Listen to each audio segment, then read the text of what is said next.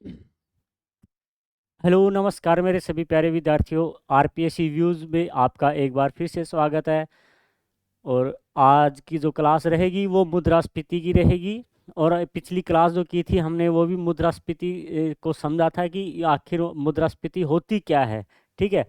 लेकिन आज की जो क्लास रहेगी वो रहेगी आपकी मुद्रास्फीति के कारण, प्रभाव और नियंत्रण कैसे किया जाए इसका, है ना। जो उसके क्यों ये मुद्रास्फीति क्यों होती है ना। और इसके बाद फिर उसका इफेक्ट क्या होता है और फिर उसको कंट्रोल कैसे किया जाए। तो जो नियंत्रण तंत्र है उनको भी हम देखेंगे, सरकार क्या क्या हथियार अपनाती है इसको कंट्रोल करने के लिए। तो मेरा आपसे गुजारिश है कि आप सभी जो भी नया विद्यार्थी है इस चैनल को सब्सक्राइब कर लीजिएगा और वीडियो को अंत तक देखें। और ये आरपीएससी की जो से संबंधित जो भी एग्ज़ाम हैं उन सभी के लिए ये बहुत इम्पोर्टेंट क्लास है। तो आप इस टॉपिक को कवर कीजिएगा। इसके चैनल के ऊपर आप सभी को फ्री क्लास मिलेंगी, सभी फ्री क्लास मिलेंगी इकोनॉमिक्स की। तो आप हमसे जुड़े रहने के लिए आशा है कि आप हमसे जुड़े रहेंगे और इस क्लास को शेयर और सब्सक्राइब ज़रूर करते रहेगा, लाइक भी करते रहेगा। तो चलिए हम स्टार्ट करते हैं। ये जो आपकी मुद्रास्फीति का कारण क्या होते हैं भाई, क्यों आखिर क्यों होती है ये, ठीक है ना। आखिर क्यों होती है मुद्रास्फीति। तो मुद्रास्फीति का अर्थ हमने समझा था कि क्या होती है कि जो वस्तुएं एवं सेवाओं की जो कीमतें होती हैं उसमें निरंतर वृद्धि होती रहती है, तो उसको हम क्या बोलते हैं, मुद्रास्फीति कहते हैं। या सामान्य रूप से हम उसको क्या कहते हैं, महंगाई जो है वो बढ़ रही है, यानी कि मुद्रास्फीति की जो दर है वो क्या हो रही है, दिन प्रतिदिन बढ़ती जा रही है, तो हम उसको महंगाई बोलेंगे, ठीक है, या मुद्रास्फीति बोलेंगे। तो अब इसके पीछे जो कारण जो है, मुद्रास्फीति के पीछे जो काजेज हैं या इफेक्ट हैं या जो कंट्रोल जो सिस्टम है वो क्या है वो देखते हैं हम इसमें। तो ध्यान दीजिएगा इधर एक बार, ठीक है। तो चलिए देखो, जो मुद्रास्फीति के कारण की अगर हम बात करेंगे यहाँ पे तो दो कारण हो सकते हैं, है ना। बढ़ने के कारण क्या है, उत्पन्न होने के कारण, ठीक है। तो ध्यान रखना, उत्पन्न के कारण जो हैं वो दो हो सकते हैं। इनमें से एक पहला जो हो सकता है कि भाई हो सकता है कि वस्तुओं की मांग ज़्यादा हो, मांग ज़्यादा हो, ठीक है। क्या हो सकती है, मांग ज़्यादा हो सकती है नहीं हो सकती है कोई भी वस्तु की, ठीक है। तो हम ये देखेंगे कि ये मांग क्यों हुई, ठीक है, ये चीज़ भी देखेंगे। और इसको इंग्लिश में कहते हैं डिमांड पुल इन्फ्लेशन, ठीक है ना, इन्फ्लेशन। दूसरा कारण क्या हो सकता है इसका, दूसरा कारण यह हो सकता है कि लागत जनित, ठीक है, मुद्रास्फीति, इसको बोला जाता है कॉस्ट पुश इन्फ्लेशन, ठीक है। तो इसके पीछे कितने कारण हो सकते हैं, दो कारण हो सकते हैं, ठीक है। कभी कभार क्या होता है कि वैश्विक कारणों से भी मुद्रास्फीति में बढ़ोतरी हो सकती है, यानी कि ग्लोबल काजेज भी हो सकते हैं।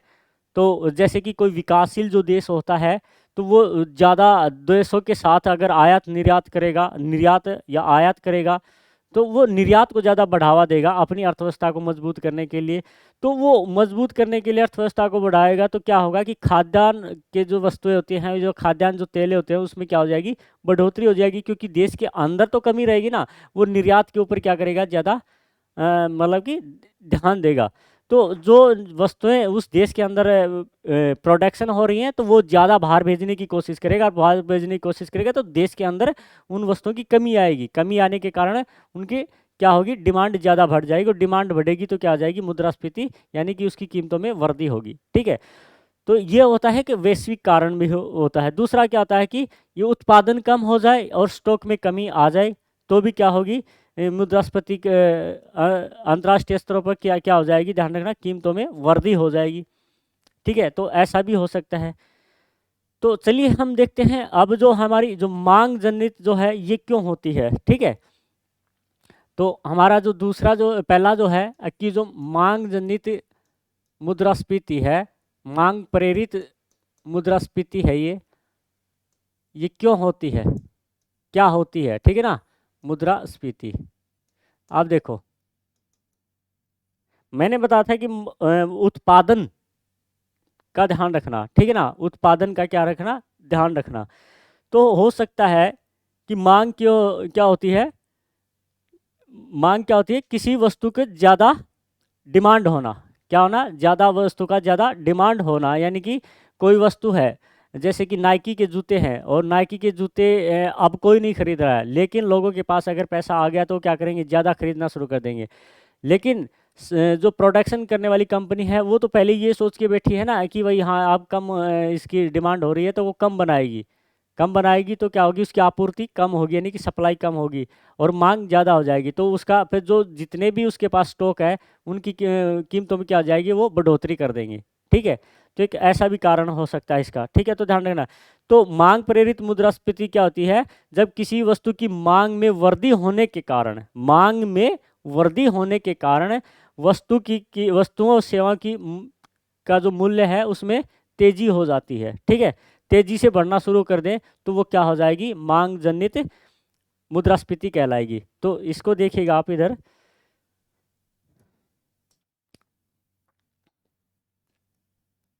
ठीक है ना, तो ध्यान रखिएगा, जब किसी वस्तु की मांग में, जब किसी वस्तु की मांग में वृद्धि हो जाए, है ना, मांग में वृद्धि हो जाए, मांग में वृद्धि होने पर वस्तुओं वस्तुओं और सेवाओं के मूल्य में तेजी से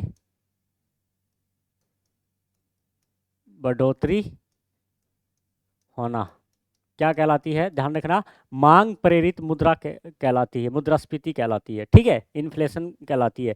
यानी कि यहाँ पर क्या है कि वस्तु की मांग में क्या हो गई, वृद्धि हो गई है, वस्तु की मांग में क्या हो गई, यानी कि डिमांड क्या होगी, डिमांड क्या होगी, तो ध्यान रखना, डिमांड अगर में वृद्धि होगी तो ध्यान रखना इस चीज़ का जो प्राइस है, प्राइस में भी क्या होगा भाई, बढ़ोतरी होगी, क्या होगी, बढ़ोतरी होगी, ध्यान रखना, प्राइस में भी क्या होगी, बढ़ोतरी होगी, यानी कि कीमत भी बढ़ेगी।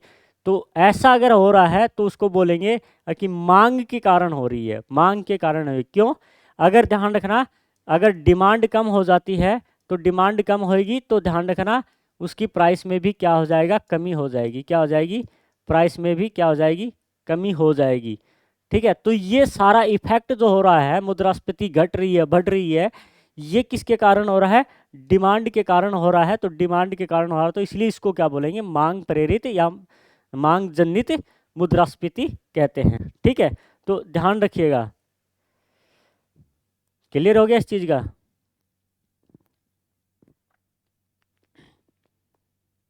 तो अब ये देखिएगा कि जो ये दूसरा कारण क्या हो सकता है इसका, दूसरा कारण क्या हो सकता है, तो ये देखिएगा, अगर हम यहाँ पर देखेंगे तो ध्यान रखना, यदि, ठीक है, यदि यदि ध्यान रखना, यदि मांग अधिक होती है, मांग अधिक और आपूर्ति कम होती है, आपूर्ति कम होगी तो क्या होगा, मुद्रास्फीति, इन्फ्लेशन क्या होगा भाई, इन्फ्लेशन बढ़ेगा, इन्फ्लेशन बढ़ेगा, यानी कि मुद्रास्फीति बढ़ेगी, ध्यान रखना। दूसरा क्या हो सकता है, ठीक है, अब ये मांग क्यों होती है, ध्यान रखना, ये मांग क्यों होती है, तो ध्यान रखना, हो सकता है कि किसी वस्तु की आवश्यकता हो जाए और उसकी आपूर्ति ना हो, तो इसलिए भी इसकी क्या हो सकती है, तो ध्यान रखना, कीमतों में, वस्तुओं की कीमतों में क्या हो जाएगी, मुद्रास्फीति की बढ़ोतरी हो जाएगी। ठीक है ना, तो ध्यान रखिएगा, क्लियर हो गया इतनी बात, ठीक है ना। दूसरी बात ध्यान रखना, अर्थव्यवस्था में, अर्थव्यवस्था में आगे देखिएगा, अर्थव्यवस्था में समग्र मांग बढ़ जाए, समग्र मांग बढ़ जाए, ठीक है ना। तो मांग बढ़ने से क्या होगा, ध्यान रखना, मुद्रास्फीति बढ़ेगी। मांग बढ़ने से मुद्रास्फीति बढ़ेगी, मुद्रास्फीति बढ़ेगी, ठीक है। तो ध्यान रखना इस चीज का, समग्र मांग में भी, ठीक है ना। अब समग्र मांग का मतलब क्या होता है, यहाँ पर ये चीज देखिएगा, क्योंकि कई बच्चों को ये चीज समझ में नहीं आएगी। समग्र मांग का मतलब होता है C + I + G, ठीक है। क्या होता है, C + G + I + G। तो C का मतलब होता है कि यहाँ पर, तो ध्यान रखना, कंज्यूमर जो होता है, क्या होता है, कंज्यूमर होता है। यहाँ पर इन्वेस्ट का मतलब होता है इन्वेस्ट ज़्यादा हो जाए, और यहाँ पे सरकार के कारण, किसके कारण, सरकार के कारण, यानी कि गवर्नमेंट के कारण। और ये इन्वेस्ट का मतलब निवेश के कारण, किसके कारण, निवेश के कारण, ठीक है ना।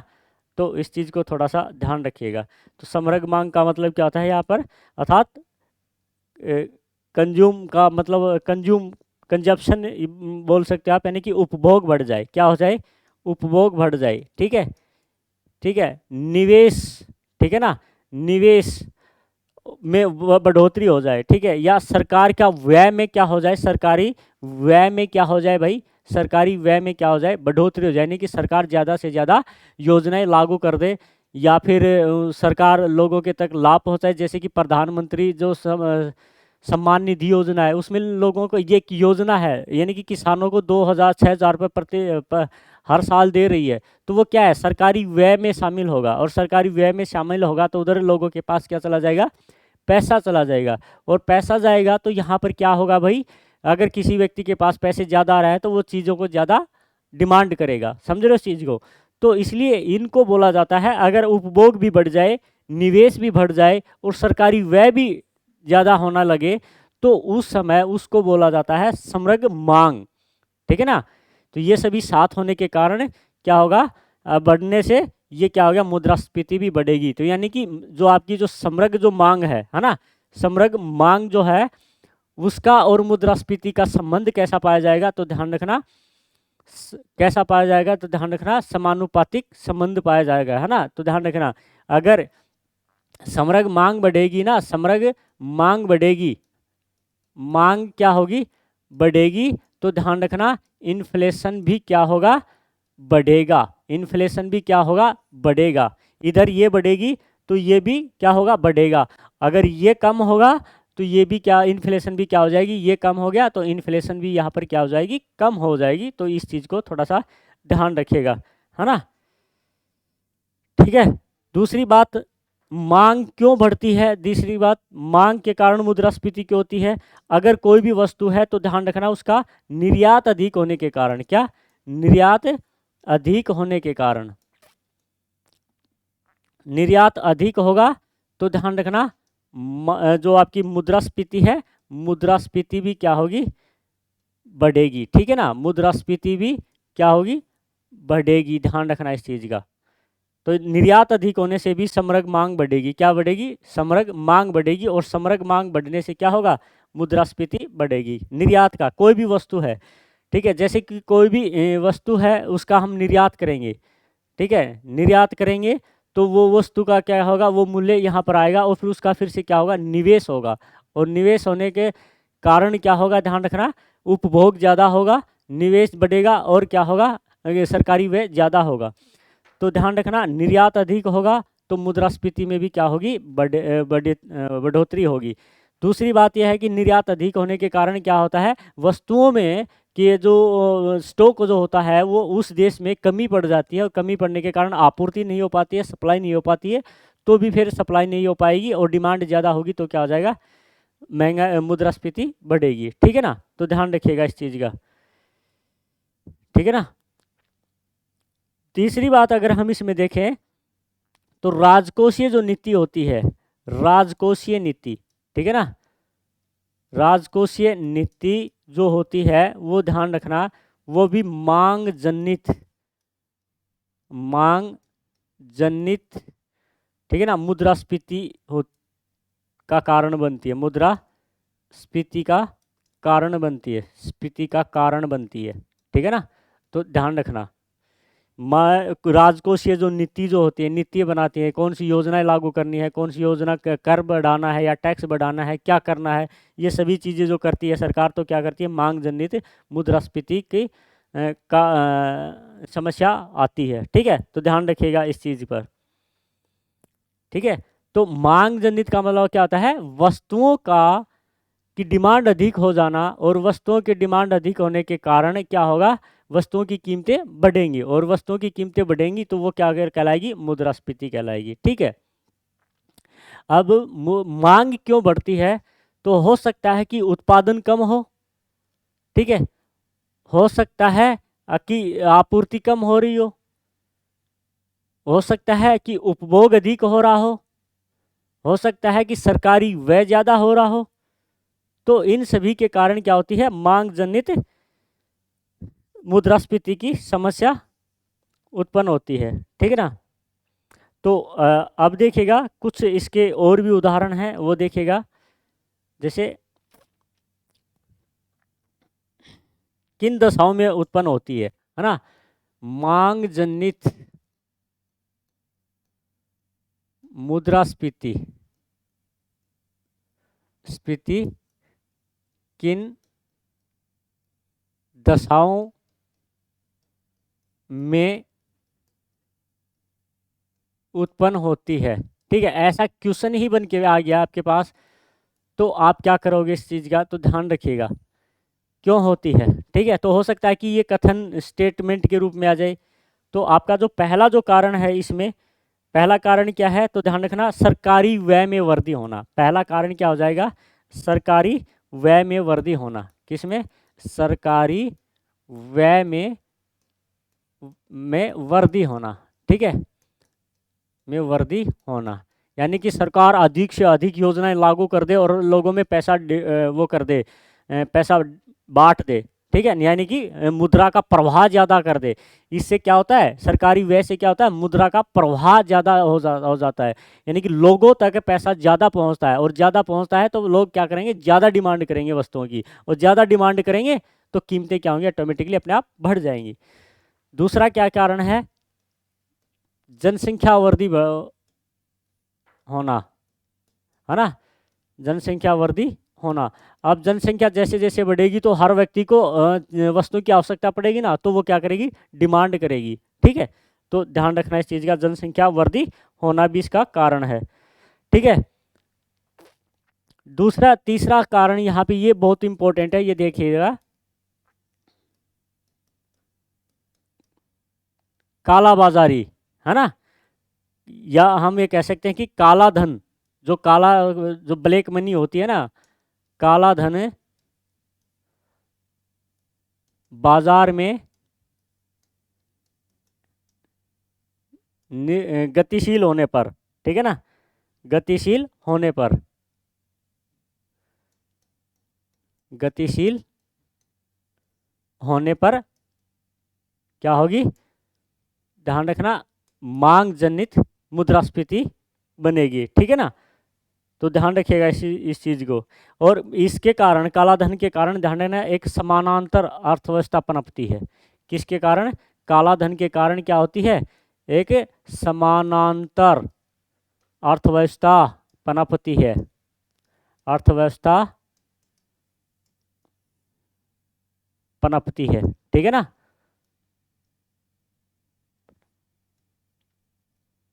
तो ध्यान रखिएगा इस चीज़ का, इससे क्या होता है क्या नहीं होता है, ऐसा पूछा जा सकता है कि किसके कारण, ठीक है ना, किसके कारण किसी देश की अर्थव्यवस्था के समानांतर एक अर्थव्यवस्था, नई अर्थव्यवस्था उभरती है या उत्पन्न हो जाती है, तो किसके कारण, काला धन के कारण, है ना। बाजार में जैसे काला धन आएगा, लोगों के पास पैसा आ जाएगा, तो क्या हो जाएगा, वो वस्तुओं की कीमतों मांग करेंगे, डिमांड करेंगे तो वस्तुओं की कीमतें बढ़ना शुरू हो जाएंगी, ठीक है ना। तो ध्यान रखिएगा। और चौथा कारण क्या हो सकता है, मजदूरी दर में वृद्धि होना, मजदूरी दर में वृद्धि होने पर के कारण, ठीक है। तो ये कारण हो क्या उनसे होते हैं, तो ध्यान रखना, ये मांग जनित मुद्रास्फीति इन दशाओं में अगर ये हो गई, सरकारी व्यय अधिक हो गया, यदि जनसंख्या बढ़ गई है, ठीक है, या काला धन मार्केट में आ गया है, ठीक है, या फिर मजदूरी दर रेट बढ़ गई है, ठीक है, तो इसलिए क्या हो जाएगा, ध्यान रखना, मजदूरी दर बढ़ गई है तो नहीं, लोगों के पास वेतन अधिक आएगा, पैसे अधिक आएंगे तो डिमांड ज़्यादा करेंगे, तो ये कारण क्या आ जाएगा, मांग जनित की इन दशाओं में मांग जनित मुद्रास्फीति उत्पन्न होती है। ठीक है, तो ध्यान रखिएगा इस चीज़ का। चलिए आगे बढ़ते हैं। अब हम देखते हैं दूसरी जो हमारे पास कारण है वो लागत जनित मुद्रास्फीति। ठीक है,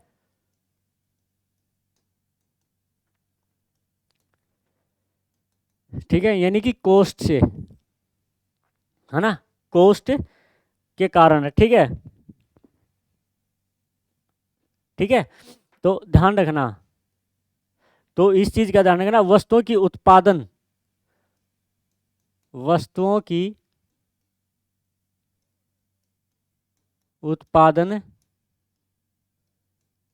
लागत बढ़ने से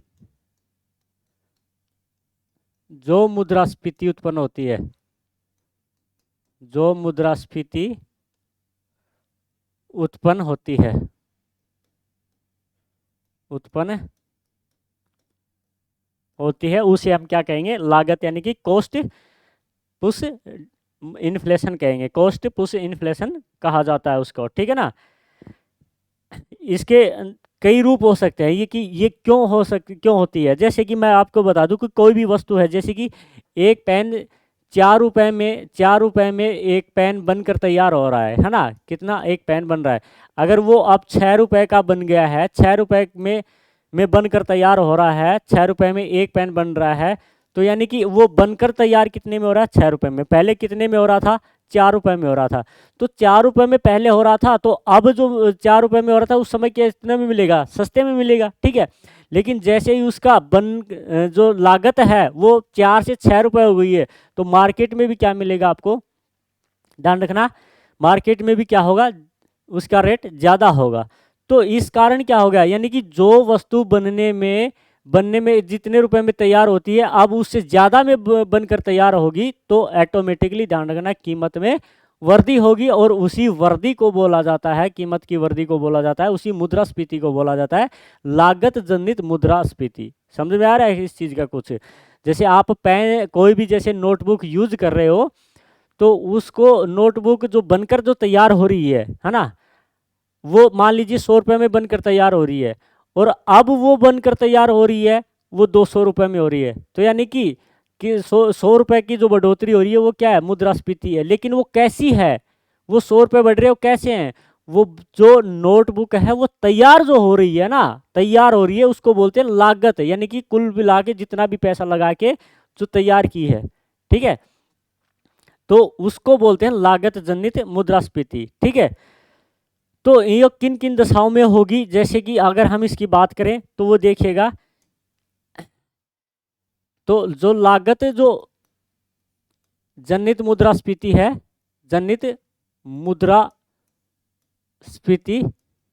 किन दशाओं में होगी, ठीक है ना, किन दशाओं में, तो क्यों होगी लागत वाली, हम उसको फिर जो मुद्रास्फीति बढ़ेगी उसको हम लागत जनित मुद्रास्फीति क्यों बोलेंगे, है ना। तो इसके पीछे वजह की अगर हम बात करें तो देखिएगा, तो एक तो हो सकता है पहला कारण जो इसमें हो सकता है वो है कि भाई समय समय पर, ठीक है ना, समय समय पर मजदूरी दर में बढ़ोतरी। ठीक है ना, अब आप कहोगे कि सर ये कैसे हो गया, ये तो मांग में भी होगी, बिल्कुल होगी भाई मांग में। अब देखिएगा ये और लागत में भी होगी, जैसे कि कोई भी जो पेन बनता है, जैसे कि बिस्कुट बनता है, तो बिस्कुट बनने उसके ऊपर बनने के लिए जो खर्च जो आता है ना, जो खर्च जो आता है वो खर्च क्या क्या होता है वो देखिएगा, जैसे इसमें हो गया रॉ मटेरियल भी हो गया, है ना, जिसको बोलते हैं कच्चा माल, है ना, श्रम हो गया है, मजदूरी, श्रम क्या हो गया, मजदूरी हो गया है ना, ब्याज हो गया है ना, ब्याज हो गया है, और मशीनों की जो लागत है वो भी हो गई है ना। तो ये सभी जो चीज़ें हैं ये क्या कहलाती हैं? लागत कहलाती हैं। क्या कहलाती हैं? लागत कहलाती हैं, यानी कि श्रम। तो श्रम को यहाँ पे क्या बोला गया? मजदूरी दर। तो अब ज़रूरी थोड़ी है कि एक व्यक्ति जो काम कर रहा है वो 10,000 रुपये महीने में करेगा, आने वाले समय में वो लंबे समय से काम कर रहा है तो उसको बढ़ाकर भी कहेगा कि मेरे को 10 की बजाय 15,000 रुपये करो, है ना? तो जैसे ही वो बढ़ेगी, समय समय पर बढ़ेगी, तो क्या होगा? वो लागत भी बढ़ जाएगी वस्तु की, ठीक है? और लागत वस्तु की बढ़ेगी तो जैसे ही वो मार्केट में आएगी तो वो ज़्यादा में बिकेगी, उसकी कीमत बढ़ जाएगी। तो ध्यान रखिएगा इस चीज़ का, ठीक है ना? दूसरा होता है लाभ प्रेरित मुद्रास्फीति। दूसरा कारण क्या हो सकता है?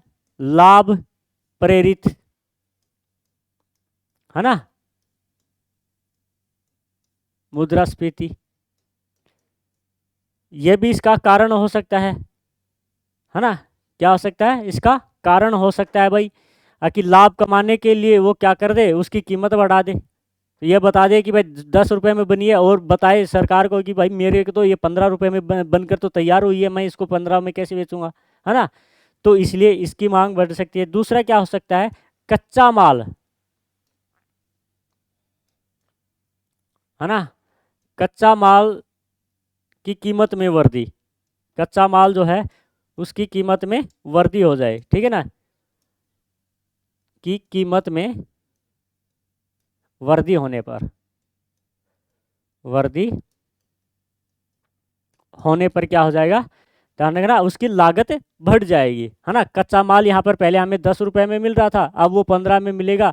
तो वो भी जो प्रोडक्शन करने वाला है वो खुद से की जेब से थोड़ी भरेगा, है ना? खुद की जेब से थोड़ी भरेगा। वो क्या करेगा? जो बेचेगा तो कंज्यूमर से ही वो क्या करेगा? उनको निकालेगा। तो ध्यान रखिएगा इस चीज़ का, ठीक है? संरचनात्मक समस्याओं के कारण, अगला जो कारण क्या हो सकता है? लागत मुद्रास्फीति बढ़ने का कारण क्या हो सकता है? संरचनात्मक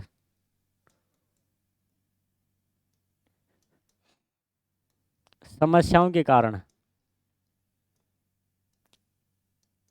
है ना? समस्याओं के कारण ये जैसे कौन कौन सी समस्याएं हो सकती हैं? तो जैसे कि होगी ऊर्जा की कमी, है ना? ऊर्जा की कमी के कारण भाई बिजली कम आ रही है तो वो क्या करेगा? ज़्यादा पैसे देकर ज़्यादा समय तक के लिए मंगवाएगा। तो इसलिए इसके कारण भी हो सकती है। दूसरा क्या है हो सकता है? सड़क तंत्र का अभाव भी हो सकता है। क्या हो सकता है? सड़क तंत्र का अभाव,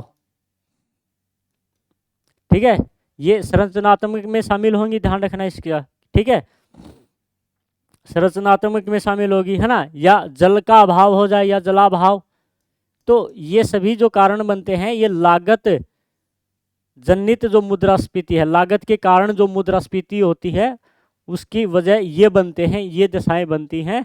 और फिर हम उस मुद्रास्फीति को बोलेंगे भाई कि ये लागत के कारण हो गई है, ठीक है ना? तो ध्यान रखिएगा इस चीज़ का भी। क्लियर हो गया?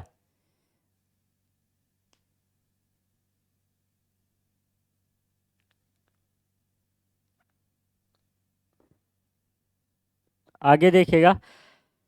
तो ये होते हैं मुद्रास्फीति के लव के कारण, ठीक है? तो ये दो कारण बताए गए हैं मुद्रास्फीति बढ़ने के कारण, दो बताए गए हैं। तो अब आगे देखिएगा, अब हम देखते हैं इसका प्रभाव क्या पड़ेगा। अगर मुद्रास्फीति बढ़ती है तो इसका प्रभाव क्या क्या होगा, है ना? तो मुद्रास्फीति के प्रभाव क्या होंगे, यानी कि मैं यहाँ पे शॉर्टकट में लिखूं महंगाई क्या का प्रभाव, इफेक्ट क्या होंगे, ठीक है? अब यहीं से आपके एग्जामिक क्वेश्चन बनकर आते हैं, तो थोड़ा सा इसको ध्यान से देखिएगा, ठीक है? थोड़ा सा इसको क्या देखना है? ध्यान से देखिएगा, है ना? तो इसके अंदर क्या होगा? या तो होगा प्रतिकूल प्रभाव होगा, क्या होगा? प्रतिकूल प्रभाव होगा, या फिर क्या होगा? अनुकूल प्रभाव होगा, अनुकूल प्रभाव होगा, है ना? क्या होगा? अनुकूल प्रभाव होगा। प्रतिकूल प्रभाव का मतलब है उसको हानि होना, और अनुकूल प्रभाव का मतलब है उसको लाभ होना। तो इन चीज़ों को थोड़ा सा ध्यान से देखिएगा, ठीक है।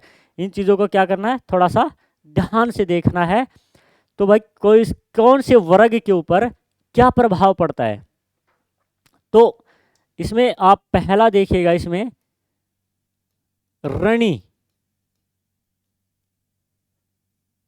जो होता है ना, जो ऋण लेने वाला जो होता है ना, ऋण लेने वाला जो होता है, कर्जा लेने वाला जो होता है, उसके ऊपर क्या प्रभाव पड़ेगा। तो ध्यान रखिएगा, उसके ऊपर ध्यान रखना, लाभ होगा। उसको क्या होगा भाई, लाभ होगा, ठीक है। और जो दूसरा जो आता है ऋणदाता, जो ऋणदाता जो होता है ना, ऋणदाता, उसको क्या होगी, हानि होगी। क्या होगी, हानि होगी, ठीक है। तो अब देखिए कैसे, अब यहाँ पे देखोगे, जैसे ये हो गया, ए हो गया देने वाला, और ये हो गया ऋण लेने वाला। इसने उसको दिए, वस्तु दी, एक चीज़ दी, ध्यान रखना, वस्तु दी 10 रुपए के मूल्य की, ठीक है। 10 रुपए के मूल्य की इसको वस्तु दे दी। अब मुद्रास्फीति क्या हो गई है, ध्यान रखना, बढ़ गई है, ठीक है। अब मुद्रास्फीति क्या हो गई है, तो ध्यान रखना, बढ़ गई है, ठीक है। क्योंकि मुद्रास्फीति में उस मुद्रा का मूल्य क्या हो जाता है, ध्यान रखना, कम हो जाता है। मुद्रा का मूल्य क्या हो जाता है, कम हो जाता है, ठीक है ना, कम हो जाता है।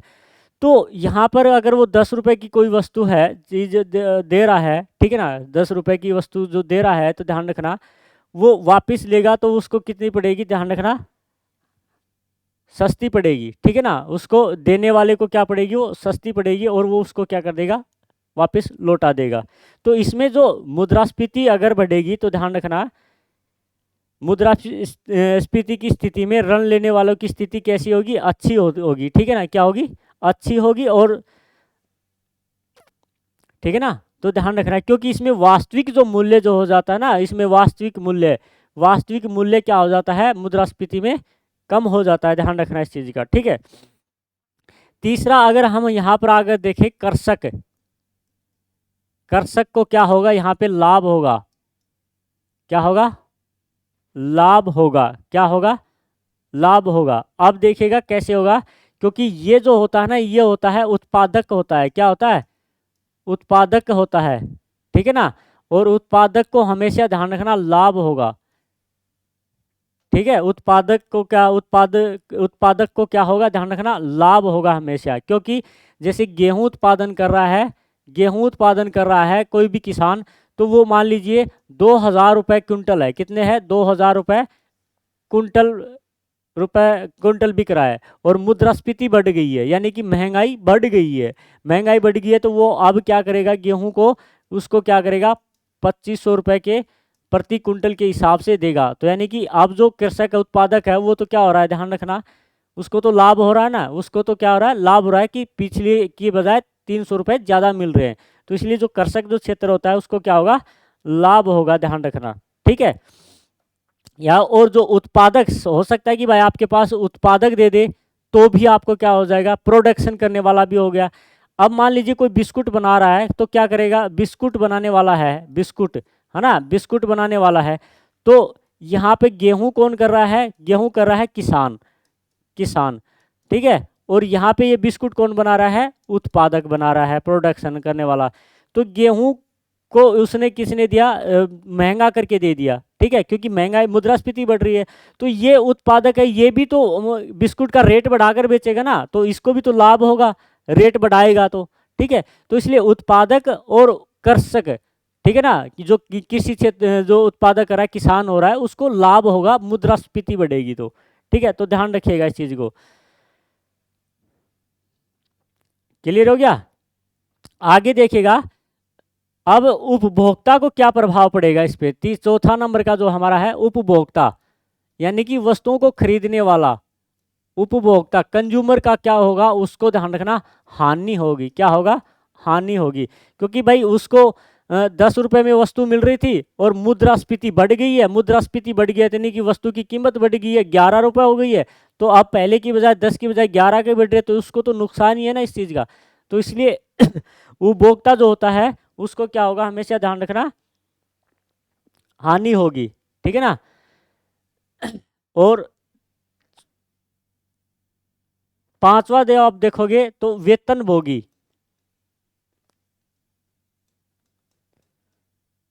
वेतनभोगी यानी कि वेतन के ऊपर जो गुजारा करने वाला है उसको आप देख ध्यान रखना, उसको भी क्या होगी, हानि होगी। क्योंकि उसका जो 10,000 रुपये जो थी 10,000 रुपये थी तनख्वाह थी, तो वो क्या हो जाएगा, ध्यान रखना। अब वो जो सामान 5,000 रुपये में घर का सामान खरीद पा रहा था, अब वो सामान 7,000 रुपये में खरीदेगा, है ना। तो उसकी बचत क्या हो जाएगी, यहाँ पे कम हो जाएगी, ध्यान रखना इस चीज़ का। तो वेतनभोगी जो होता है वो क्या होगा, ध्यान रखना, वेतनभोगी है वो क्या होगा, हानि होगी। छठा अगर हम यहाँ पर देखेंगे तो रोजगार, रोजगार के ऊपर क्या प्रभाव पड़ेगा, ठीक है ना, मुद्रास्फीति बढ़ने पर, ठीक है, मुद्रास्फीति बढ़ने पर रोजगार के ऊपर क्या प्रभाव पड़ेगा, तो आप ध्यान दीजिएगा इस चीज को, वर्दी होगी, उसमें क्या होगी, वर्दी होगी, ध्यान रखना, लाभ होगा उसको, ठीक है, वर्दी होगी, ठीक है, समझ में आया इस चीज का, तो ध्यान रखिएगा इस चीज का। तीसरी बात, करारोपण पर क्या होगा प्रभाव, करारोपण के ऊपर, करारोपण के ऊपर क्या प्रभाव होगा, तो ध्यान रखना, उसको ध्यान रखना हमेशा, हाँ, वर्दी होगी, करारोपण को भी क्या होगी, वर्दी होगी, वर्दी। क्यों, जैसे टैक्स लगता है भाई, टैक्स, टैक्स लगेगा 5%, कोई भी चीज़ का टैक्स लग रहा है, सरकार टैक्स लगा रही है 5%, और लोगों के पास पैसा ज़्यादा गया, पैसा ज़्यादा गया तो वो क्या करेगा, डिमांड करेगा, डिमांड करेगा तो कीमत बढ़ेगी, तो वहाँ पे क्या करेगी सरकार, टैक्स को क्या कर देगी, 5 की बजाय 6% कर देगी, ठीक है, टैक्स को क्या कर देगी, 5% की बजाय 6% कर देगी, तो यानी कि 6% करेगी, तो लोगों के पास जो पैसा है, पैसा क्या जाएगा, कम जाएगा, और कम जाएगा तो फिर क्या होगा, ध्यान रखना, वो डिमांड नहीं करेंगे वस्तुओं की डिमांड नहीं करेंगे, तो यानी कि महंगाई नहीं बढ़ेगी, वस्तु नहीं बिकेगी, नहीं बिकेगी तो वो बेचने के लिए क्या करेगा, वस्तु की कीमत घटा देगा, ठीक है, तो ध्यान रखिएगा इस चीज़ का। क्लियर हो गया इस चीज़ का। अब एक चीज़ कई बार क्वेश्चन पूछा जाता है कि आयात निर्यात पर क्या प्रभाव पड़ता है, इस चीज़ में ध्यान रखना, ठीक है, आयात और निर्यात, ठीक है, क्या प्रभाव पड़ेगा, तो ध्यान रखना, आयात में तो ध्यान रखना वर्दी होगी, आयात में क्या होगी, वर्दी होगी, और निर्यात में क्या होगी, कमी होगी। क्यों, ठीक है, मान लीजिए आप, मान लीजिए आप आईफोन खरीद रहे हो, कौन सा, आईफोन है ना, आईफोन खरीद रहे हो, भारत में 100 ही आईफोन है, अब उनकी बढ़ गई है डिमांड, डिमांड बढ़ने के कारण क्या हो गया है, इनकी कमी हो गई है, कमी होने के कारण वो भारत में नहीं बन रहा है, तो वो क्या करेगा, उस चीज़ को दूसरे देशों से मंगवाएगा, और दूसरे चीज़ों से क्या करेगा, मंगवाने के बजाय क्या करेगा, मंगवाएगा, तो क्या होगा, आयात बढ़ जाएगा, ठीक है। एक ऐसा देखिएगा कि मान लीजिए आपके पास गेहूं है, ध्यान रखना, गेहूं का उत्पादन हो रहा है, और आप निर्यात करते हो, ज़्यादा से ज़्यादा क्या कर रहे हो, निर्यात कर रहे हो, ठीक है, क्योंकि खाने के लिए जो है अपना है, खाने के लिए जो है वो भी रख लेते हो, और बचा हुआ निर्यात कर देते हो, लेकिन डिमांड बढ़ गई है गेहूं की, गेहूं की डिमांड बढ़ गई है, तो आप उसको क्या करोगे, उसको निर्यात को क्या कर दोगे, यहाँ पर कम कर दोगे, और वहीं पर अपने ही देश में उसको क्या कर लोगे, बेचना शुरू कर दोगे, तो इसलिए निर्यात में यहाँ पर क्या हो जाएगी, कमी हो जाएगी, और आयात में क्या हो जाएगी, वृद्धि हो जाएगी। अब यहाँ पर देखिएगा, आयात में अगर मुद्रास्फीति बढ़ रही है, मुद्रास्फीति क्या हो रही है, मुद्रास्फीति बढ़ रही है, तो ध्यान रखना, आयात में क्या पर समानता पाई जाती है, आयात में, तो आयात भी क्या होगा, बढ़ेगा, ये बढ़ेगी तो ये भी बढ़ेगा, ठीक है, मुद्रास्फीति अगर बढ़ रही है तो निर्यात में क्या होगा, ध्यान रखना, निर्यात में क्या होगा, कमी होगी, क्या होगी, कमी होगी, तो इसको बोला जाता है प्रतिकूल प्रभाव, सॉरी, इसको बोला जाता है अनुकूल प्रभाव, क्या होगा, अनुकूल प्रभाव, ठीक है ना, इसको क्या बोला जाता है, अनुकूल प्रभाव, ठीक है। और इसको क्या बोला जाता है? प्रतिकूल प्रभाव। प्रतिकूल प्रभाव। तो ध्यान रखना, मुद्रास्फीति बढ़ने पर आयात के ऊपर अनुकूल प्रभाव पड़ता है और मुद्रास्फीति बढ़ने पर निर्यात पर प्रतिकूल प्रभाव पड़ता है। तो ऐसा स्टेटमेंट में आपके क्वेश्चन आ सकते हैं, तो ध्यान रखिएगा इस चीज़ का, ठीक है। तो ये होंगे इसके प्रभाव, यानी कि किन किन वर्गों के ऊपर क्या क्या प्रभाव पड़ेंगे, तो आप इस चीज़ को थोड़ा सा ध्यान रखिएगा, ठीक है ना। व्यापार जो वर्ग है, व्यापारी जो होते हैं, उनको भी क्या होगा, इसमें लाभ होगा, ठीक है, क्योंकि वो भी कीमत बढ़ाकर क्या करेंगे, कीमत बढ़ेगी और वो वस्तु को बेच रहे हैं तो वो भी क्या करेंगे, कीमत बढ़ाकर बेचेंगे, तो उसको क्या होगा, लाभ होगा, ठीक है। तो ध्यान रखिएगा।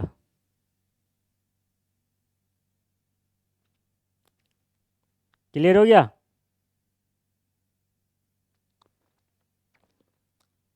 आगे चलिएगा। तो ये हो गए प्रभाव। अब हम देखते हैं नियंत्रण।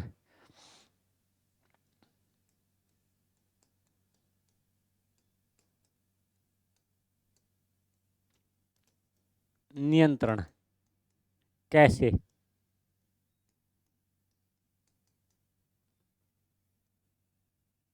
ठीक है ना, कैसे होता है नियंत्रण, वो देखते हैं हम इसके ऊपर, इसमें।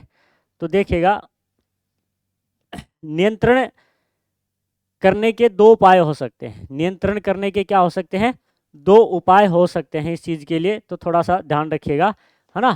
क्या, कौन कौन से होता है? एक तो कीमत, कीमत के आधार पर, किसके आधार पर, कीमत के आधार पर, ठीक है ना। दूसरा हो सकता है कि मौद्रिक नीति बनाने के ऊपर, ठीक है, ठीक है, तो उसके आधार पर हो सकता है। दूसरा क्या हो सकता है, आपूर्ति को बढ़ा दो, आपूर्ति को बढ़ा दो तो क्या हो जाएगी, मांग कम हो जाएगी, मांग कम होगी तो यानी कि क्या हो जाएगी, मांग वो पूर्ति हो जाएगी, पूर्ति होएगी तो वो वस्तुएं की कीमतों में वो समान रेट पे मिलेंगी जो पहले मिला करती थी, तो इससे क्या होगी, मुद्रास्फीति नहीं बढ़ेगी, ठीक है। तो ऐसे मुद्रास्फीति को रोका जा सकता है। या फिर हो सकता है कि जो आपकी जो मांग पक्षीय उपाय है, जो डिमांड ज़्यादा हो रही है, तो उसमें आपको क्या कर दिया जाता है कि जो पैसे हैं, पैसों की कमी कर दी जाती है ना, लोगों के पास, है ना, पैसों का प्रवाह, मुद्रा का जो प्रवाह है वो कम कर दिया जाता है, और कम करने के कारण पैसे नहीं होंगे तो वो डिमांड नहीं करेंगे, ठीक है। तो ऐसे भी हो सकता है, ठीक है, तो ध्यान रखिएगा इस चीज़ का। तो देखिए, मुद्रास्फीति पर नियंत्रण कैसे किया जा सकता है। एक तो होता है कि भाई कीमत के आधार पर, किसके आधार पर, कीमत नियंत्रण करके, है ना, कीमतों पर कंट्रोल कर लो, कीमतों को बढ़ने मत दो, ठीक है। तो ध्यान रखना, तो इसमें क्या होगा, कीमत नियंत्रण के ऊपर क्या होगा, ध्यान रखना, कीमत नियंत्रण पर,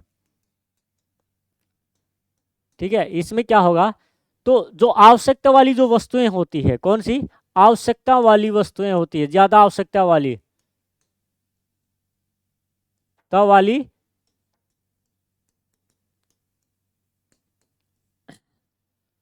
वस्तुओं को सरकार द्वारा, ठीक है ना, सरकार द्वारा कम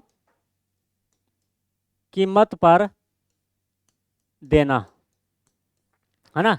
सरकार उसको क्या कर देगी, जैसे सबसे ज़्यादा जैसे गेहूं आटा वगैरह इनकी डिमांड हो रही है, तो सरकार क्या करेगी, उसको कम कीमत पर बेचने के लिए मार्केट में ला देगी, तो मार्केट में कम कीमत पर जाएगी तो वो कम कीमत पर ही बिकेगा। तो एक तो ऐसे मुद्रास्फीति नहीं बढ़ेगी, इसको कंट्रोल किया जा सकता है, यानी कि कीमत को कम कर दो, जिन वस्तुओं की आवश्यकता ज़्यादा हो रही है उनकी कीमत करके और फिर मार्केट में उतार दो, ठीक है, तो फिर वो क्या हो जाएगी, कीमत कम मिलेगी, ठीक है। तो ध्यान रखना इस चीज़ का, ठीक है।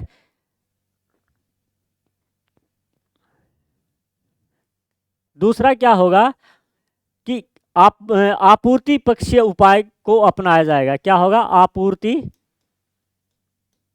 आपूर्ति पक्षीय उपाय, ठीक है, उपाय।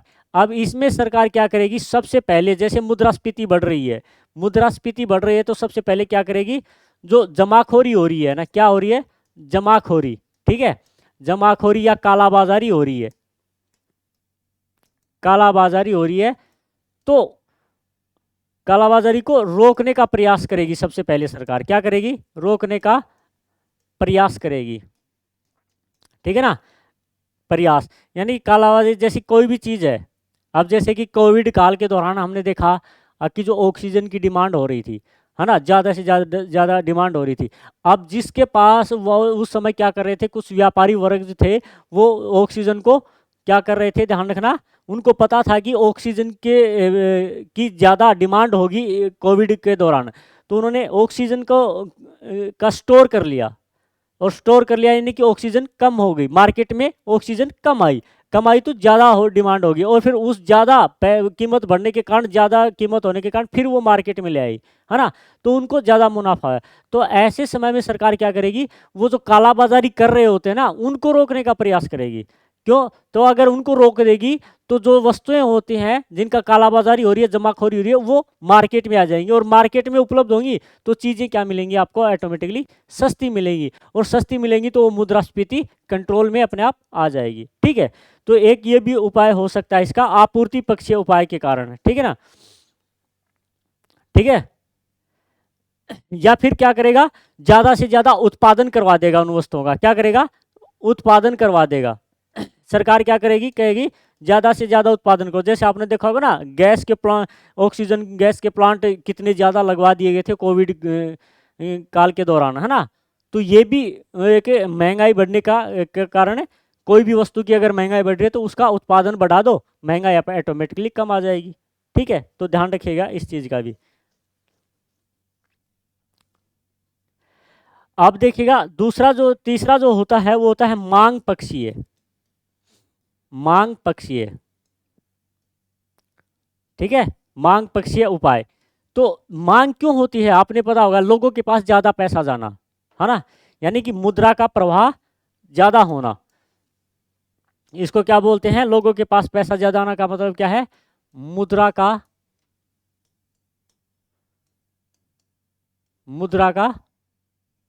प्रवाह ज़्यादा होना, यानी कि मार्केट में ज़्यादा पैसा जाएगा, ज़्यादा पैसा जाएगा, लोगों के पास ज़्यादा पैसा जाएगा तो क्या हो जाएगा, ज़्यादा डिमांड होगी, ज़्यादा डिमांड होगी तो कीमत में क्या होगी, वृद्धि होगी। तो इस चीज़ को ध्यान रखना। अब सरकार यहाँ पर क्या करेगी, ठीक है ना,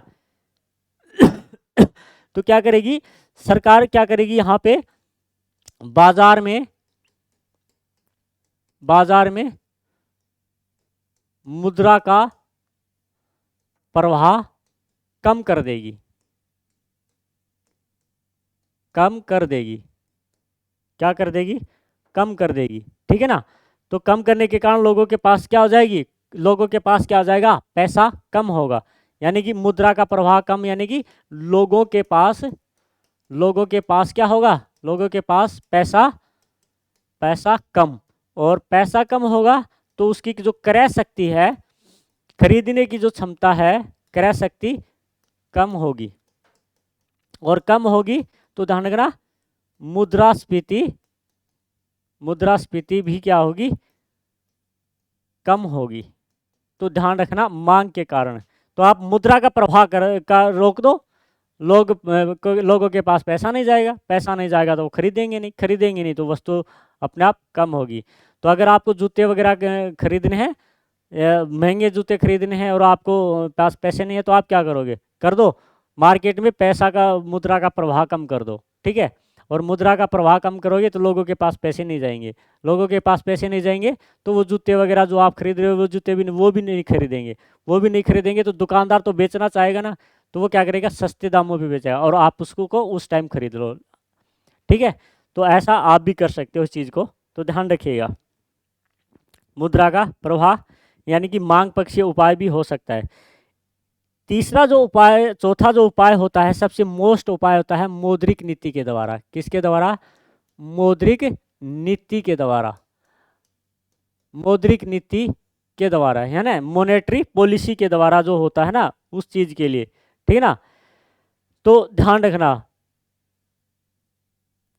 इसमें क्या करेगा, मौद्रिक नीति में क्या होता है कि जो आपका जो आरबीआई जो होता है, कौन सा होता है, आरबीआई जो होता है, आरबीआई होता है, वो क्या करेगा, जो बैंक दर है, बैंक दर, है ना, बैंक दर में क्या कर देगा, बढ़ोतरी कर देगा। क्या कर देगा, बैंक दर में क्या कर देगा, ध्यान रखना, बढ़ोतरी कर देगा। ठीक है, ब्याज की जो दर है, ब्याज की दरों में क्या कर देगा, बढ़ोतरी कर देगा यहाँ पर। तो आपका क्या हो जाएगा, ध्यान रखना। क्लियर हो गया इस चीज को? ठीक है, बैंक दर में बढ़ोतरी कर देगा। रेपो रेट है, रेपो रेट, रेपो रेट का मतलब क्या होता है, देखो बैंक दर का मतलब क्या होता है, यहाँ पे ये चीज देखिएगा। बैंक दर का मतलब क्या होता है, दीर्घकाल के लिए,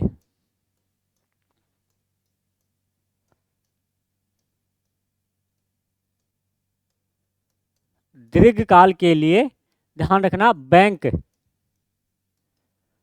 आरबीआई से उधार लेते हैं, उधार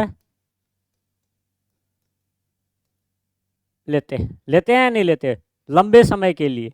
ठीक है, लंबे समय के लिए उन्होंने लिया 5% की दर से। ठीक है, 5% की दर से लिया, पैसा दिया। पैसा कहाँ से आया, आरबीआई से पैसा कहाँ पे आया, जैसे मान लीजिएगा पीएनबी में आ गया पैसा। ठीक है, और पीएनबी क्या करेगा, उसको ऋण दे देगा। क्या कर देगा, ऋण दे देगा। ठीक है ना, क्या दे देगा, ऋण दे देगा।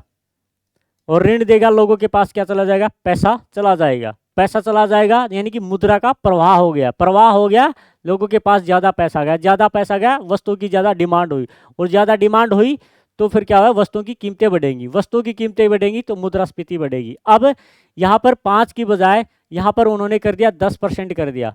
अब 10% कर दिया तो एक बात है, कोई आप ब्याज के ऊपर पैसे ले रहे हो, कोई 1 रुपये पर 1 रुपये की दर से आपको पैसा दे रहा है, और एक दे रहा है 10 रुपये की दर से, तो आप किसके पास जा लोगे, सस्ते वाले के पास। तो बैंकों को कौन देता है, आरबीआई देगा, बैंकों को देने वाला एक ही है, आरबीआई है। तो आरबीआई अगर उसको 10% कर देगा तो क्या बैंक उसको पैसे लेंगे, पैसे नहीं लेंगे, नहीं लेंगे। तो वो ऋण भी नहीं देंगे लोगों को, और लोगों को ऋण नहीं देंगे तो मुद्रा का प्रवाह भी नहीं होगा। तो ध्यान रखिएगा इस चीज को भी। ठीक है, तो इससे मुद्रास्फीति कंट्रोल में आ जाएगी। समझ रहे हो इस चीज को, तो ध्यान रखिएगा। तो कंट्रोल में करने के लिए मुद्रास्फीति का एक उपाय क्या है, मौद्रिक नीति, और मौद्रिक नीति में क्या है, बैंक दर में बढ़ोतरी कर देना। ठीक है, रेपो रेट क्या होता है, अल्पकाल के लिए, अल्पकाल के लिए यानी कि थोड़े समय के लिए, अल्पकाल के लिए बैंक क्या करेगा, बैंक आरबीआई से उधार लेता है, आरबीआई से उधार लेता है, उधार लेता है। ठीक है, तो ध्यान रखना, आरबीआई अल्पकाल के लिए जो व्यापारिक जो बैंक है आरबीआई से उधार लेते हैं ना, उसके पर। तो रेपो रेट वर्तमान में अगर हम देखेंगे तो 4%, 4.4% की दर से बैंक के पास कुछ समय के लिए, भाई नहीं करेगा भाई यार मेरे को थोड़े समय के लिए पैसे दे दे, मैं वो दे दूंगा आपको, ब्याज दे दूंगा। ठीक है, तो उस समय को दौर को क्या कहते हैं, जब बैंक जो होते हैं, व्यापारिक बैंक होते हैं, वो आरबीआई से उधार लेते हैं कुछ समय के लिए, थोड़े समय के लिए, तो वो कहलाती है रेपो रेट। और लंबे समय के लिए लेते हैं वो क्या कहलाती है, बैंक दर। ठीक है ना, क्या कहलाती है, बैंक दर। तो यहाँ पर इसको क्या करेंगे, इसको बढ़ोतरी करेंगे या तो इसको क्या कर देंगे, यहाँ पर बढ़ा देंगे, इस दर को क्या कर देंगे, 4.4% से लेकर वो क्या कर देंगे, 6% कर देंगे। तो बैंक क्या करेंगे, उधार क्या करेंगे, उधार लेना बंद कर देंगे आरबीआई से। और आरबीआई से बंद लेना कर देंगे तो बैंक भी किसानों को या लोगों को कर्जा नहीं दे सकते, कर्जा नहीं दे सकते तो फिर क्या होगा, वही बात है ना, डिमांड कम होगी, यानी कि क्रय शक्ति कमज़ोर हो जाएगी लोगों की, कम क्रय शक्ति कमज़ोर हो जाएगी तो वस्तुओं को कम खरीदेंगे, और कम खरीदेंगे तो वस्तुओं की मांग में कमी आएगी, कमी आएगी तो उसकी कीमत में ऑटोमेटिकली आप क्या आ जाएगी, कमी हो जाएगी, और फिर वही मुद्रास्फीति के ऊपर प्रभाव पड़ेगा। तीसरी जो दर है इसमें वो ध्यान रखना, वो क्या होता है कि भाई रिवर्स रेपो रेट है। ठीक है ना, यानी कि reverse, reverse repo rate, repo rate, है ना। यानी कि अब यहाँ पर तो कौन ले रहे थे, बैंक ले रहे थे, लेकिन इसमें क्या किया जाता है, इसमें क्या किया जाता है, आरबीआई आरबीआई बैंकों से उधार लेता है। ऐसा नहीं है कि आरबीआई नहीं लेता है, आरबीआई भी उधार लेता है, वो बैंकों से लेता है, उधार लेता है। और जिस दर से जिस दर से लेता है उस दर को क्या बोलते हैं भाई, उस दर को रिवर्स रेपो रेट बोलते हैं। उस दर को क्या बोलते हैं, रिवर्स रेपो रेट बोलते हैं। ध्यान रखना इस चीज का, ठीक है ना। क्लियर हो गया इस चीज का। तो इनमें क्या कर देगा, जैसे कि वो उधार लेता है, ध्यान रखना रेपो रेट से 1 रुपए कम लेता है वो, ध्यान रखना रिवर्स रेपो रेट से हमेशा 1% कम लेता है। तो वो मान लीजिए वो ले रहा है 3% की दर से उधार लेता है, और वो कह दे अरे भाई मेरे को पैसे दे दो आप, आरबीआई क्या कहते हैं बैंकों के, मेरे को पैसे दे दो, आपको मैं दे दूंगा 3 की बजाय 5%, क्या 5%। तो ऐसी स्थिति में सरकार क्या बैंक क्या करेंगे, लोगों को ऋण नहीं देंगे, वो आरबीआई को पैसे दे देंगे उधार में, ठीक है। क्योंकि वहां पर उनको ब्याज क्या मिल रहा है, ज़्यादा मिल रहा है, और टाइम पे वापस मिल जाएगा, समय पर क्या हो जाएगा, वैसे पैसा मिल जाएगा। तो जो बैंकों के पास जो पैसा होता है वो कहाँ पे चला गया है, आरबीआई में चला गया, यानी कि लोगों के पास नहीं गया, यानी कि मार्केट में मुद्रा का प्रवाह रुक गया, है ना।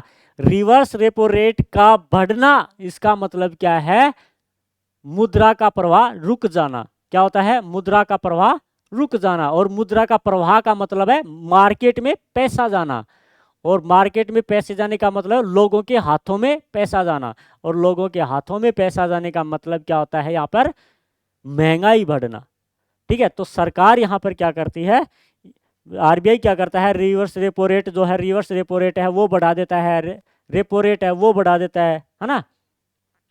तो इनके बढ़ोतरी करने से करों में, दर में, ब्याज की जो दर है उन दरों में क्या कर देती है, कर देता है, बढ़ोतरी कर देता है, ठीक है ना। तो ध्यान रखना इस चीज का। तो उससे क्या हो जाएगा मुद्रास्फीति कम हो जाएगी। तो ये नियंत्रण करने के उपाय थे, तो ध्यान रखिएगा इस चीज का, ठीक है ना। क्लियर हो गया इतनी बात, तो हो जाएगा ना क्या, कि मुद्रास्फीति को कंट्रोल कैसे किया जा सकता है भाई, मांग के ऊपर कंट्रोल कर लो, आपूर्ति के ऊपर अपनी पकड़ मजबूत कर लो, कीमत के ऊपर अपनी पकड़ मजबूत कर लो, है ना, और मौद्रिक नीति के ऊपर मजबूत कर लो। एक होता है जैसे कि आप देखो कि प्रशासनिक नीति की बात पूछ ले, तो हो सकता है कि भाई प्रशासनिक नीति में क्या होता है, प्रशासनिक नीति में जैसे न्यूनतम समर्थित मूल्य होता है ना, जैसे एमएसपी रेट पे जो चीज़ें बेची जाती हैं ना, उनकी कमी कर दो। एमएसपी रेट जैसे गेहूं खरीदा जा रहा है 2200 रुपये खरीदा जा रहा है, तो उसमें कर दो सरकार आपकी बार 2000 रुपये खरीदेगी, ठीक है ना। तो इसलिए फिर वो क्या हो जाएगा, कमी हो जाएगी, तो लोगों के पास पैसा कम जाएगा। तो प्रशासनिक नीति भी के द्वारा भी मुद्रास्फीति को क्या किया जा सकता है, कम किया जा सकता है, उसके ऊपर नियंत्रण किया जा सकता है, यानी कि उसको कंट्रोल किया जा सकता है, ठीक है। तो चलिए अब देखते हैं हम भारत में मुद्रास्फीति की गणना कैसे होती है।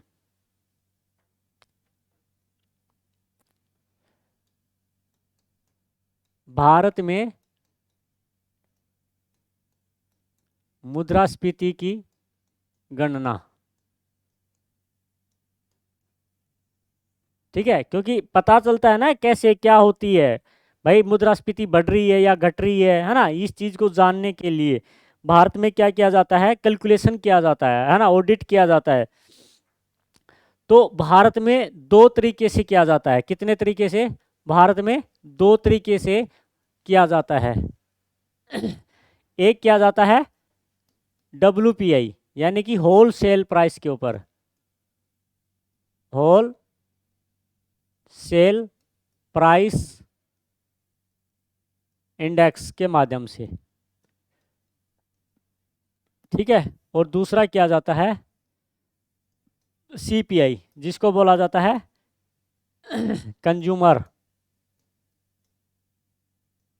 Consumer price rate, price index, ठीक है।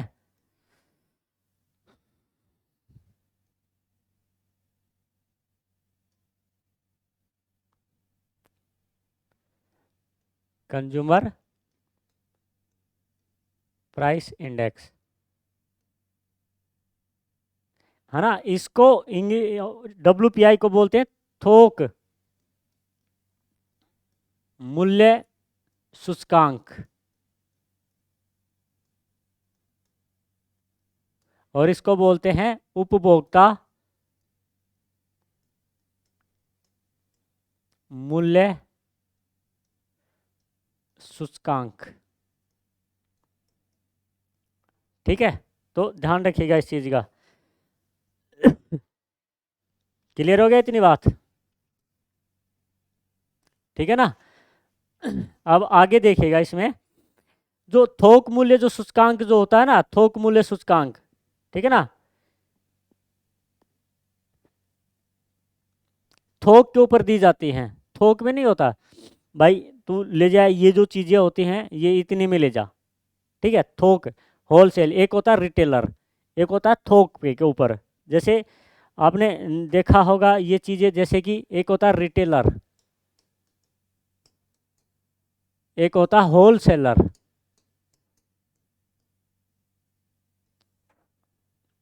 होलसेलर, ठीक है। एक होता है रिटेलर। रिटेलर कौन सा होता है?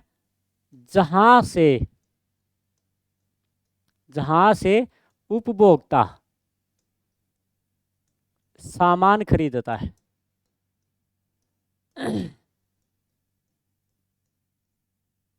ठीक है। और एक होता है जहां से उपभोक्ता सामान नहीं खरीद सकता, सामान नहीं खरीद सकता, ठीक है ना। समझ रहे हो इस चीज को? तो ये होता है इनमें डिफरेंस। यहाँ पर माल एक साथ दिया जाएगा सारा, और यहाँ पर एक एक चीजें अलग अलग समय पर डिवाइड की जाएगी। जैसे जनरल स्टोर होता है वो रिटेलर होता है, ठीक है। तो ध्यान रखिएगा इस चीज़ का, जहाँ से उपभोक्ता खरीदता है, ठीक है ना। तो ध्यान रखिएगा इस चीज़ को। तो अब यहाँ पर मुद्रास्फीति मापी जाती है कि यहाँ पर जो सामान जो जा रहा है, सामान किस कीमत के ऊपर जा रहा है ना।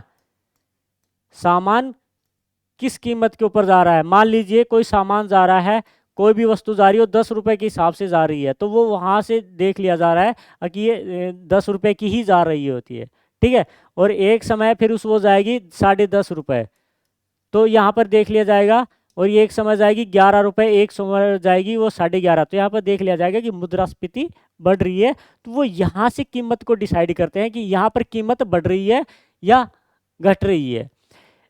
एक यहाँ पर देखा जाता है कि उपभोक्ता की क्रय शक्ति कितनी है ना। क्रय शक्ति कितनी है। अगर क्रय शक्ति ज़्यादा है, यानी कि वस्तु 10 रुपए में भी 10.5 रुपए में भी खरीद रहा है, वही वस्तु 11 रुपए की मिल रही है तो भी खरीद रहा है, और 12 की मिल रही है तो भी खरीद रहा है। तो इसका मतलब यह है कि यहाँ पर जो भी वस्तु आ रही है और उसका मूल्य और बढ़ रहा है, तो इसका मतलब यह है कि यहाँ पर खरीदी जा रही है। यहाँ पर खरीदी जा रही है तो इसका मतलब है कि ज़्यादा वस्तुएं खरीदी जा रही है, ज़्यादा वस्तुएं खरीदी जा रही है। तो यानी कि यहाँ पर वस्तु की क्या हो रही है, डिमांड हो रही है। और डिमांड हो रही है तो इसका मतलब जो बेचने वाला है वो क्या करेगा, लाभ कमाएगा, यानी कि मुद्रास्फीति यहाँ पर बढ़ रही है, ठीक है। तो ध्यान रखिएगा इस चीज़ का। तो मैं यहाँ पे क्या बताना चाह रहा हूँ कि आपका जो मुद्रास्फीति जो की गणना की जाती है भारत में, वो WPI और CPI के आधार पर की जाती है, ठीक है। तो ध्यान रखना, CPI का के लिए जो ध्यान रखना, ये सूचकांक जो जारी करना शुरू किया गया था, वो ध्यान रखना 1942 में शुरू किया गया था। कब किया गया था? 1942 में शुरू किया गया था, ठीक है, शुरू किया गया। क्लियर हो गया। और इसका आधार वर्ष रख लिया जाता है, आधार वर्ष है 1939 आधार वर्ष था 1939 था। लेकिन वर्तमान की अगर हम यहां पर बात करेंगे तो ध्यान रखना, यहां पर वर्तमान में देखेंगे, वर्तमान में बेस ईयर्स यानी कि आधार वर्ष जो है वो कितना कर दिया गया, 2011 12 कर दिया गया है। आप इस चीज़ को ध्यान रखना, ठीक है। तो इस चीज़ को भी आप थोड़ा सा ध्यान रख लीजिएगा। क्लियर हो गया इतनी बात? 2014 तक 2014 तक मुद्रास्फीति की गणना, मुद्रास्फीति की गणना केवल किस पे की जा रही थी, WPI के आधार पर होती थी, ठीक है। समझ रहे इस चीज को? लेकिन अब ध्यान रखना इस चीज का, 2014 के बाद, है ना, 2014 के बाद शुरू CPI से भी शुरू कर दी गई है। किससे कर दी गई है? CPI से शुरू कर दी गई है। तो ध्यान रखना इस चीज का, ठीक है ना। क्लियर हो गया इस चीज का?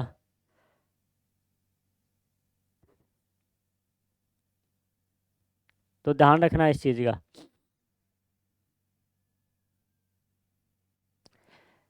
तीसरी एक बात और ध्यान रखना इसमें, WPI में ध्यान रखना, WPI में सेवा क्षेत्र को शामिल नहीं किया जाता है। सेवा क्षेत्र को शामिल नहीं किया जाता,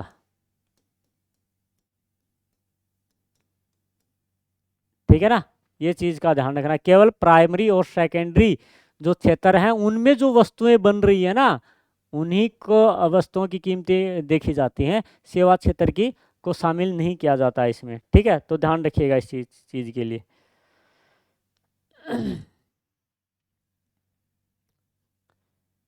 क्लियर हो गया इतनी बात? तो CPI के बारे में इतना ध्यान रखिएगा इस चीज का, ठीक है। अब जो CPI जो है ना, CPI को लिए अब उपभोक्ताओं के आधार पे भी देख लिया जाता है कि भाई कौन सा उपभोक्ता सबसे ज़्यादा वस्तुएं खरीद रहा है, और फिर उसके हिसाब से वस्तुओं की डिमांड हो रही है या नहीं हो रही है, ठीक है ना। तो ध्यान रखना, भारत में जो अगर हम यहाँ पर ये देखेंगे,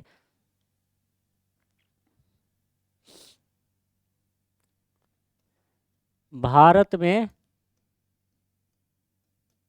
ठीक है, भारत में CPI के 4 सेट बनाए गए, 4 सेट बनाए गए हैं, ठीक है। कितने? 4 सेट बनाए गए हैं। पहला सेट जो होता है इसमें, वो कौन सा बनाया गया है? CPI इंडस्ट्रियल वर्कर, है ना, CPI इंडस्ट्रियल वर्कर। यहाँ पे इसका मतलब क्या लिया गया है?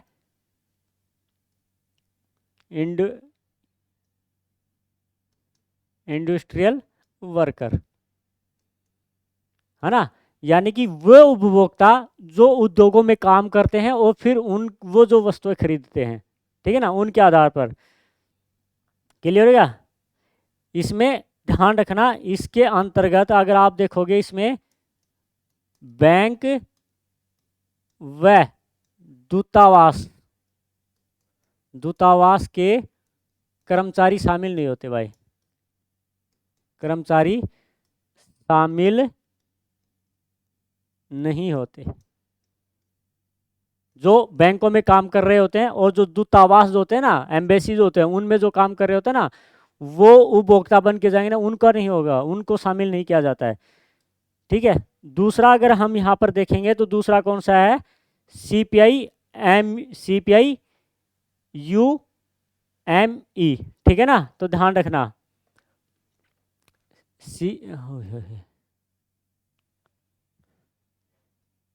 CPIUNME, है ना, इसका मतलब है अर्बन। ठीक है, इसका मतलब क्या लिया गया है, अर्बन नॉन मैनुअल, है ना, एम्प्लॉय, नॉन मैनुअल एम्प्लॉय। ठीक है, यानी कि कर्मचारी। तो ध्यान रखना है। क्लियर हो गया इतनी बात?